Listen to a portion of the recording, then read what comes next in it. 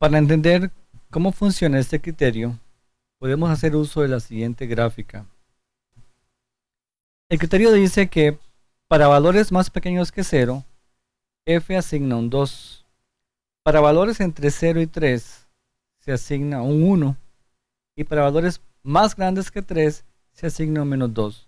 Veamos, valores más pequeños que 0, se asigna un 2.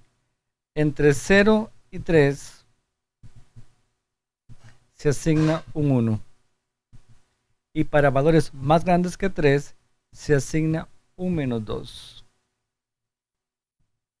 ¿Cuánto vale, por ejemplo, f de menos 4? Notamos que menos 4 está en este rango y en este rango f vale 2. Por lo tanto, f de menos 4 es 2. ¿Cuánto vale f de 5? 5 se encuentra en este rango, en el tercer rango. Para estos valores, f vale menos 2. Por lo tanto, f de 5 es menos 2. ¿Cuánto vale ahora f de menos 3? Menos 3 se encuentra en este rango. Por lo tanto, f de menos 3 vale 2. ¿Y f de 1 cuánto vale? F de 1 se encuentra en el segundo rango.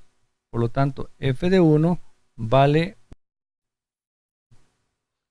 ¿Y f de 2 cuánto vale? F de 2 se encuentra también en el segundo rango. Por lo tanto, f de 2 vale 1. ¿Y qué pasa con f de 4? ¿Cuánto vale? 4 se encuentra en el tercer rango. Por lo tanto, f de 4 es menos 2. Donde debemos prestar especial atención es en los puntos de quiebre, en 0 y en 3. Obsérvese que para los valores que están entre 0 y 3, incluido el 0 y el 3, f asocia el valor de 1. Por lo tanto, f de 0 es igual a 1 y f de 3 es igual a 1.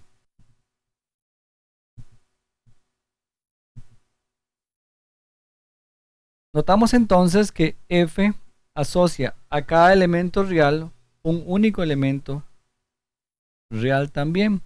Por lo tanto, f es una función real de variable real.